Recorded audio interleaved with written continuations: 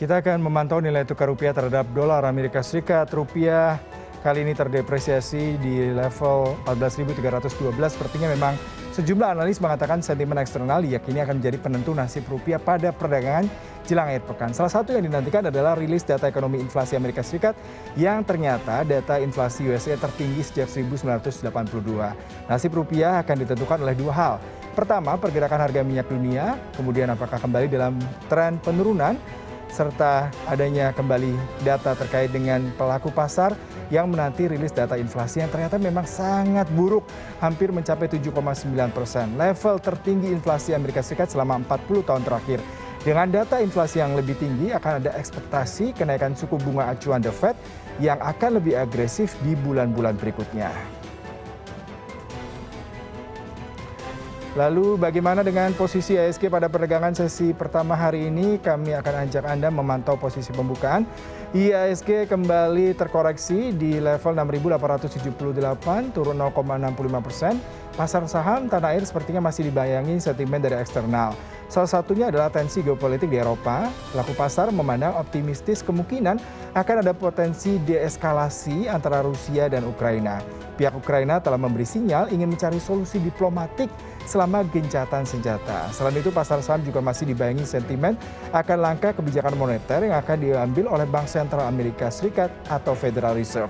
Dan tentunya data inflasi Amerika yang dirilis meningkat 7,9%. Akibatnya, pelaku pasar memperkirakan The Fed akan menaikkan suku bunga acuan bisa sampai 7 kali hingga 10 kali tahun ini. Sementara di sisi lain, pasar saham domestik masih diuntungkan oleh arus permodalan asing yang masif selama 3-4 pekan ini.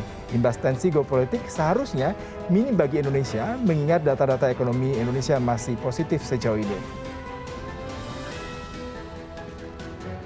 Selanjutnya kita pantau posisi penutupan bursa saham utama di Asia Pasifik. Kita lihat semuanya memerah, Nikkei, Hang Seng, Shanghai, bahkan Kospi. Kalau kita lihat pasar rally setelah harga minyak mentah Amerika Serikat turun 12%, setelah sebelumnya mengalami kenaikan yang disebabkan oleh kekhawatiran perang yang mungkin mengganggu pasokan Rusia.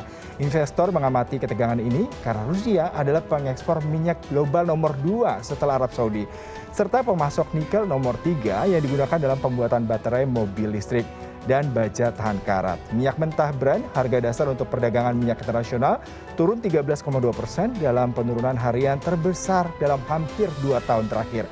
Sejumlah ekonom mengatakan perubahan dipengaruhi oleh pergeseran kontak berjangka dan faktor pasar lainnya, namun bukan perkembangan perang. Mereka memperingatkan pasar akan tetap bergejolak, sementara diplomat Rusia dan Ukraina bersiap untuk bertemu untuk negosiasi.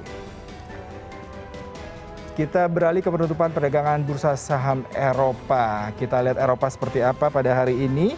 Kalau kita lihat penutupannya bursa saham Eropa, saham di seluruh zona Eropa turun pada hari Kamis setelah Bank Sentral Eropa mengejutkan pasar dengan mempercepat keluarnya stimulus ekonomi.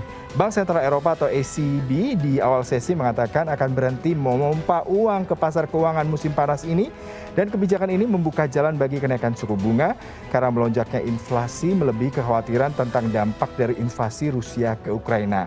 Selain itu yang perlu dicamkan, investor juga memantau perang di Ukraina dan fluktuasi harga komoditas. Harga energi yang memburuk, tingginya inflasi di samping potensi pelambatan pertumbuhan dengan goncangan geopolitik yang panjang serta belum pasti akan kapan berakhir. Pasar jelas kemudian terkejut juga dengan keputusan ECB untuk mulai mengurangi jaringan pengaman ini. Kita lihat Wall Street juga ditutup melemah pada perdagangan Kamis dan berakhir di zona merah karena inflasi mencapai level tertinggi dalam 4 dekade. Kondisi ini memperkuat ekspektasi bahwa Federal Reserve Amerika Serikat akan menaikkan suku bunga utama pada pekan depan guna mencegah ekonomi overheating. Diperkirakan The Fed akan menaikkan suku bunga 4 hingga 7 kali dalam 1 atau 2 tahun ke depan guna mengekang pertumbuhan ekonomi. Data inflasi di mana indeks harga konsumen IHK di Amerika Serikat menembus angka 7,9%. Data ekonomi yang baru dirilis menunjukkan tingkat inflasi Amerika Serikat bulan Februari 2022 naik sebesar 7,9% year on year.